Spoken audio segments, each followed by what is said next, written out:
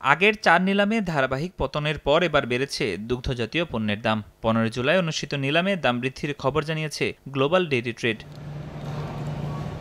বিশ্ববাজারে চলতি মাসের দ্বিতীয় নিলামে মোট ২৪,২০৯ মেট্রিক টন দুগ্ধজাত পণ্য কেনাবেচা হয়েছে। দাম বেড়েছে গড়ে ১.১%, যেখানে প্রতি মেট্রিক টনের গড় মূল্য পড়েছে $৪,৩৮০। ১৭টি বিডিং রাউন্ডের মাধ্যমে সম্পন্ন হওয়া এই নিলাম বাজারে স্থিতিশীলতার সম্ভাবনার ইঙ্গিত দিয়েছে।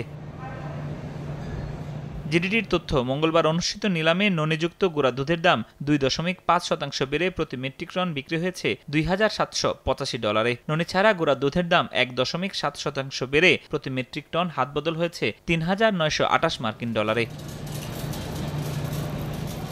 তবে কমেছে চেডার পনিরের দাম। ৫.৬% কমে প্রতি মেট্রিক টনের দাম নেমেছে $৪,৫৮৯, যা গত বছরের অক্টোবরের পর সর্বনিম্ন। কমেছে মোজারেলার দামও। ০.৭% কমে প্রতি মেট্রিক টন বিক্রি হয়েছে $৪,৭৬০। আর ১.৫% কমে ল্যাকটোজ বিক্রি হয়েছে $১,৩৫৫। বিশ্লেষকরা মনে করছেন, বাজারে স্থিতিশীলতা ফিরছে, তবে সেটা এখনো ভঙ্গুর। চীন আমদানি বাড়ালে চাঙ্গা হতে পারে ননিযুক্ত গুঁড়া দুধের দাম। তবে মৌসুমি চাহিদা কম থাকায় ননি ছাড়া গুঁড়া দুধের দাম আরও কিছুটা কমে যেতে পারে। ফরহাদুর রহমান, সময় সংবাদ।